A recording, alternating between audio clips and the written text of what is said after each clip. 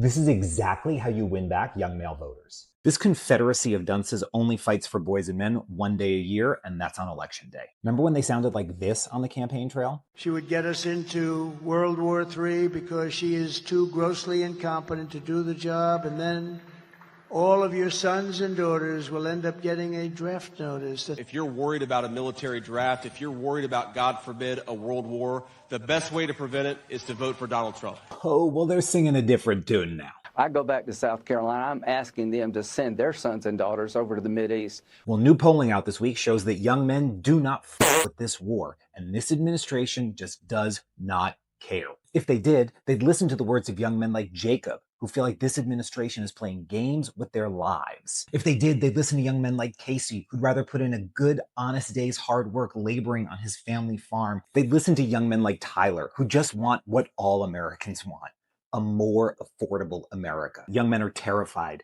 This war is a threat to their safety, to their families, and to their livelihoods. But know that this doesn't mean young men are suddenly moving to the Democratic Party. While some are, others are becoming disaffected and simply staying at home these midterms. The way to bring them back into the fold isn't the same fear-mongering that Vance and Trump did in 2024. It's about painting a picture of an America that offers prosperity, safety, and opportunity. And it's about offering them a vision of what it means to be a man in America today. In part one, I talked about how young male voters are turning on the Trump administration over the Schmepstein files and the Iran war. But just because they're turning away from one party doesn't mean they're running towards the other. But there's a solution for that. Reporting from the Young Men's Research Project shows us exactly how Democrats can win back young male voters. First, let me tell you about the study that they did. They basically ran two different simulations where they asked young men to compare candidate A, which we'll call the MAGA masculine candidate, against two different types of candidates. One case was against the bad policies candidate, and in the other case, they ran them against the caring and compassionate candidate. Let me introduce you to them.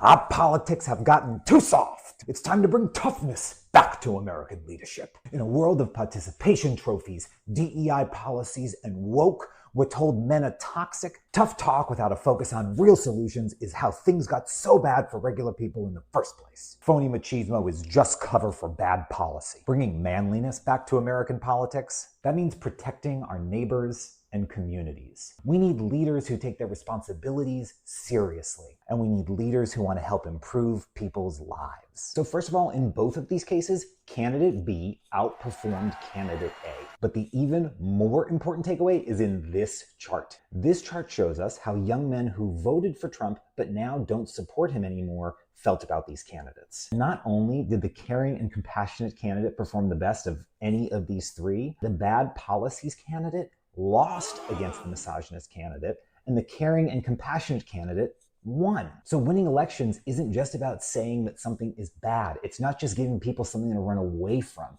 It's about giving them something to run towards. We need to empower young men, remind them of the positive impact they can have on their families and communities. That is a critical step in winning back their trust and their votes.